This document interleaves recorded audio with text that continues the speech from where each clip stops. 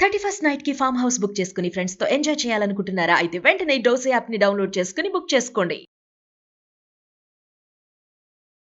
మనం ఎంత ఎత్తుకు ఎదిగినా మన మూలాలను మాత్రం మర్చిపోకూడదు. అందుకే ప్రవాస భారతీయులు, ప్రవాసాంధ్రులు ఎక్కడున్నా కానీ జన్మభూమి సేవ కోసం పరితపిస్తూ ఉంటారు. ఇప్పుడు అదే క్రమంలో నాట్స్, నార్త్ అమెరికా తెలుగు సొసైటీకి సంబంధించినటువంటి ప్రతినిధి బృందం ఏపీ, తెలంగాణలో టూర్ చేస్తుంది. ఈ కార్యక్రమాలకు సంబంధించినటువంటి విశేషాలు మనం తెలుసుకునే ప్రయత్నం చేద్దాం.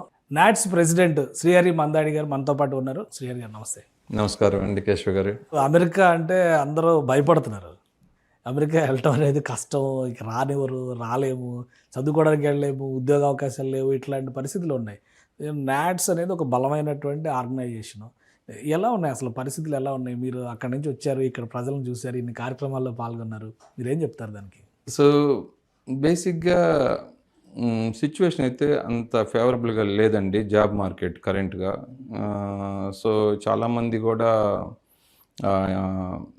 ఈవెన్ ఎంఎస్ అయిపోయిన పిల్లలు కూడా ఖాళీగా ఉండటం, అంటే ఆ జాబ్ ఆపర్చునిటీస్ చాలా తక్కువగా ఉన్నాయి వాళ్ళకి అవకాశాలు. సో కొంచెం ఒక రఫ్ పేస్ అయితే వెళ్తున్నట్టు చెప్పొచ్చు. So we all are hoping 2026 will be much better compare to last 2 years. So అనేది మాకైతే ఉంది. కొంచెం పరిస్థితి అయితే అంత బాగోలేదని అయితే అసలు చెప్పచ్చు. మీరు వెళ్ళేటప్పటికి ఇప్పటికీ సిచ్యుయేషన్ ఏంటి అన్న డిఫరెన్సెస్? ఎందుకంటే మీరందరూ వెళ్ళిపోయారు కాబట్టి మీరు ఎన్నైనా చెప్తారు, మేము వెళ్ళాలనుకుంటున్నాం, మా గురించి ఏం చెప్పట్లేదు మీరు అని ఫీల్ అవ్వచ్చు కదా. సో మీరు ఏం చెప్తారు? మీరు వెళ్ళేటప్పుడు ఎలా ఉంది అసలు సిచ్యుయేషన్? అప్పుడు ఆబ్వియస్గా ఇన్ని లక్షల మంది అయితే లేరండి. So America is a dream. So అందరికీ కూడా దానికి తగ్గట్టుగా కూడా ఇమ్మీడియట్గా వెళ్ళగానే ఇప్పుడు ఇంటర్వ్యూస్ ఇచ్చినా కూడా రిజల్ట్ కూడా ఇమ్మీడియట్గా చెప్పేసేవాళ్ళు. విత్ ఇన్ మ్యాక్సిమం అయితే 1 or 2 monthsలో జాబులు వచ్చే పరిస్థితి ఉండేది అప్పుల్లో. ఒక ఇంటర్వ్యూ కాకపోతే ఇంకొక ఇంటర్వ్యూ అయినా త్రూ చేసి.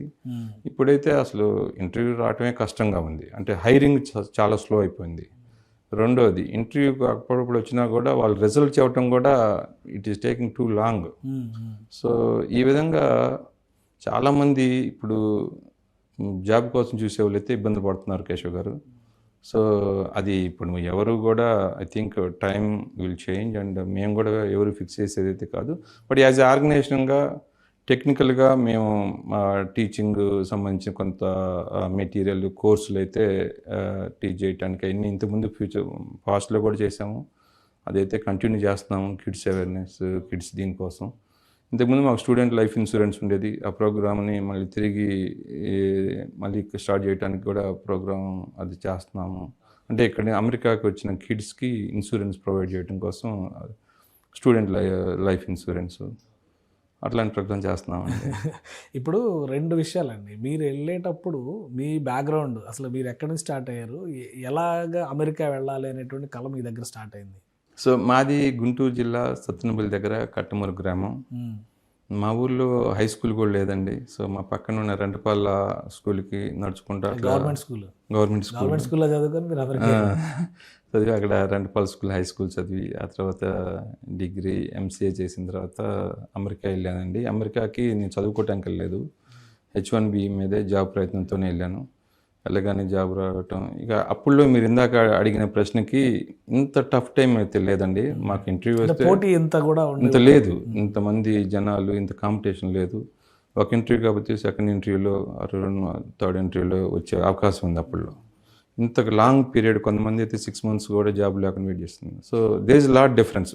మెయిన్ థింగ్ వచ్చి అప్పుల్లో ఉన్న ఆపర్చునిటీస్ కొంచెం ఎక్కువగా ఉన్నాయి, ప్లస్ ఇంతమంది లేదు కాంపిటీషన్. సో కాబట్టి అక్కడికి వెళ్ళాక మీరు జాబ్ చేస్తూనే కంటిన్యూ అయ్యారా? బిజినెస్ పర్సనాలిటీగా ఇనీషియల్గా జాబ్ చేసామండి. ఆ తర్వాత ఐటీ స్టాఫింగ్ సైడ్, అట్లానే రెస్టారెంట్స్ కూడా పెట్టాము.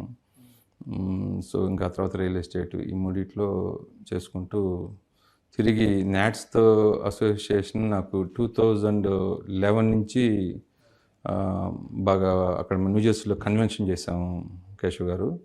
ఆ కన్వెన్షన్ అప్పుడు నేను ఆ టీమ్స్లో యాక్టివ్గా పార్టిసిపేట్ చేయటం, మై ఫ్రెండ్ మోహన్ కృష్ణ మానవ్ గారు ఆ కన్వెన్షన్లో యాక్టివ్గా ఉండి పార్ట్ ఆఫ్ డిఫరెంట్ టీమ్స్లో నేను కూడా ఇన్వాల్వ్ అయ్యి అక్కడి నుంచి నాట్స్తో అసోసియేషన్ స్టార్ట్ అయింది అది. So I mean different roles చేశాను దాంట్లో. నేను జోనల్ వైస్ ప్రెసిడెంట్ అని, బోర్డ్ ఆఫ్ డైరెక్టర్ 4 terms, ఆ తర్వాత ప్రెసిడెంట్ ఎలెక్ట్, తర్వాత ప్రెసిడెంట్గా సో దాంట్లో మెయిన్ నాకు హెల్ప్ లైన్ అనేది బాగా మోటివేట్ అయిందండి. సో దాంట్లో హెల్ప్ లైన్లో ఎప్పుడు కూడా I was part of the help line team. So అట్లా కంటిన్యూ చేస్తూ ఉన్నాం. సో మీకు అది ఒక మంచి ఎనర్జీ ఇచ్చింది అనుకోవాలంటే మీ ఎక్స్పీరియన్స్ వైజ్గా. కానీ అమెరికా వెళ్ళిన వాళ్ళు ఎవరు కూడా ఉద్యోగం చేసుకుని కుదురుగా ఉందాం అని అనుకోరా? అందరూ బిజినెస్. ఏంటి డిఫరెన్స్ ఏముంది ఇక్కడికి అక్కడికి చేంజ్ ఏంటి? అందరూ బిజినెస్లోకి వెళ్తారు. అమెరికా వెళ్ళిన ప్రతి ఒక్కరికి first immigration is the major concern are important అందరికీ కూడా.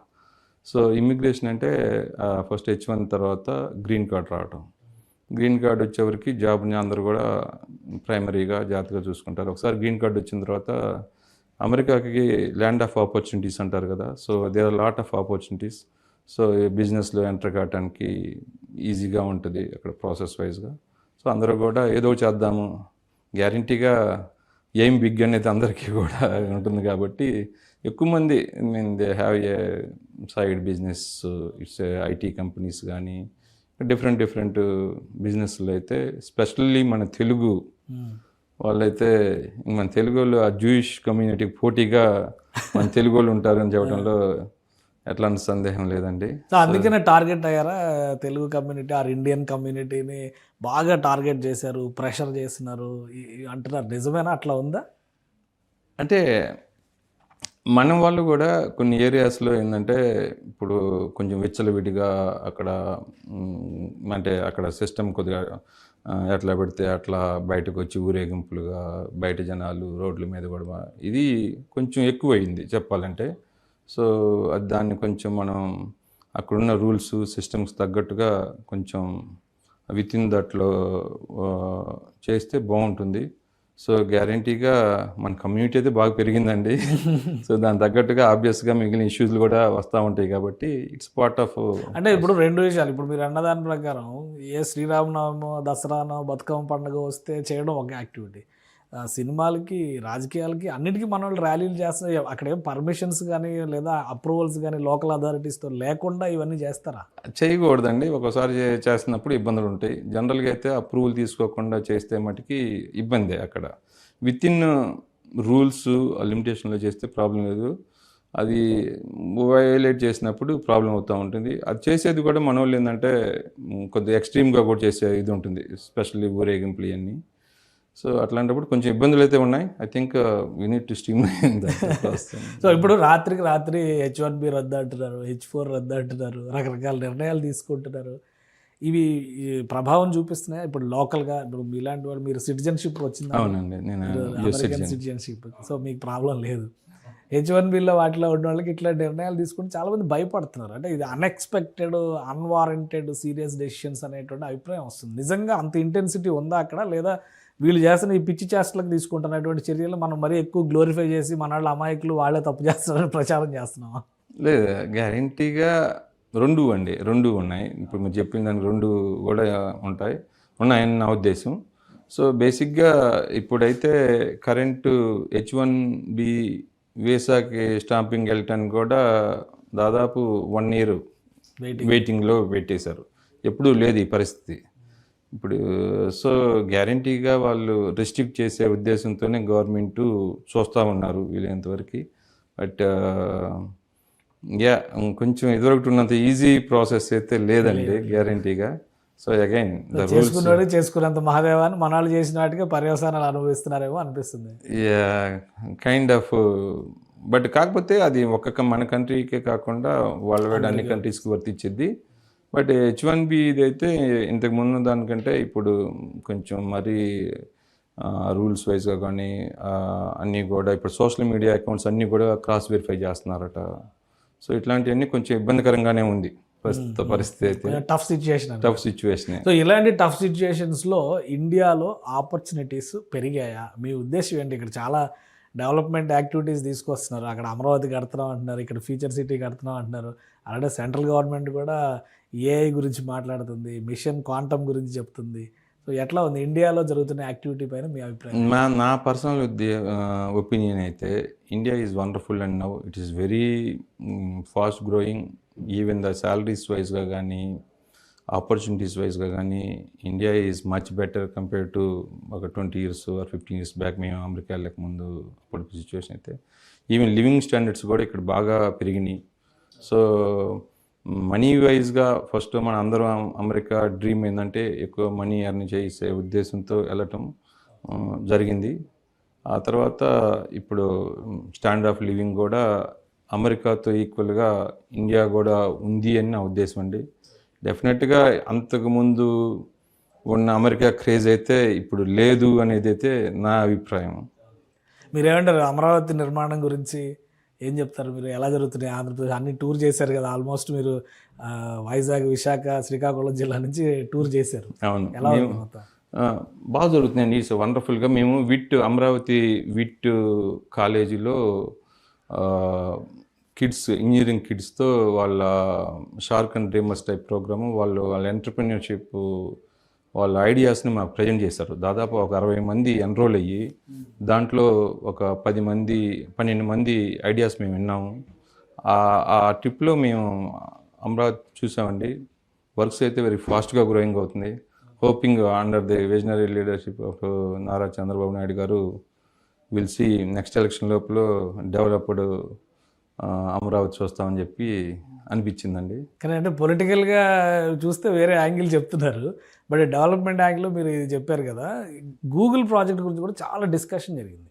సో మీరు రిలేటెడ్ సర్వీసెస్లో ఉన్నారు కాబట్టి గూగుల్ ప్రాజెక్ట్ రావడం విశాఖపట్నానికి కానీ, ఆంధ్రప్రదేశ్కి కానీ, ఇండియాకి కానీ ఇది ఫ్యూచర్ అడ్వాంటేజ్ అయ్యేటువంటి ప్రాజెక్టా, లేదా ఇది కూడా రాజకీయంలో కలిపేస్తున్నారు కదా ఇప్పుడు ఎట్లా? గ్యారెంటీగా అండి, Google project is one of the achievement for Andhra Pradesh అండి. ఇంతమంది కాంపిటీషన్లో కూడా అవుట్ సైడ్ అమెరికా అంత భారీ ప్రాజెక్ట్ రావటం అనేది మన చంద్రబాబు నాయుడు గారు కానీ, లోకేష్ గారు కానీ వీళ్ళందరి ఫాలో అప్లు వీటి వల్లనే వచ్చిందని నేనైతే అనుకుంటున్నాను. దానివల్ల అయితే గ్యారెంటీగా ఫ్యూచర్లో ఇప్పుడు అమరావతి కూడా వెళ్ళామండి. అమరావతి కాదు, వైజాగ్ కూడా వెళ్ళాము. వైజాగ్లో కూడా మేము అక్కడ స్కూల్స్కి చాలా బుక్స్ సప్లై చేసాము. వైజాగ్లో వన్ ఆఫ్ ది ప్రోగ్రామ్ ఈ ట్రిప్లో చేసింది ఏంటంటే గ్రీన్ రూమ్ అని చెప్పి అక్కడ వన్ ఆఫ్ ది స్కూల్ నెడమూరు అనుకుంటా, నడుపూరు స్కూల్లో మేము ఒక గ్రీన్ రూమ్కి మేము సప్లై చేయడం జరిగింది. వాళ్ళు ఏంటంటే ఒక వీడియోస్ రికార్డ్ చేసి యూట్యూబ్ ఛానల్లో కిడ్స్ చేస్తారు, అది యాంకరింగ్. సో దానికి నాట్స్ సపోర్ట్ చేయడం జరిగింది. సో ఆ ట్రిప్లో వైజాగ్ చూస్తే ఇట్స్ ఆల్రెడీ మన వైబ్ ఉంది అక్కడ, ఒక బీచ్ కానీ అసలు ద వే నైట్ టైం కానీ. సో ఇట్ ఈజ్ ఏ సిటీకి లేని అడ్వాంటేజ్ ఉంది. గ్యారెంటీగా Vizag is going to be the IT hub.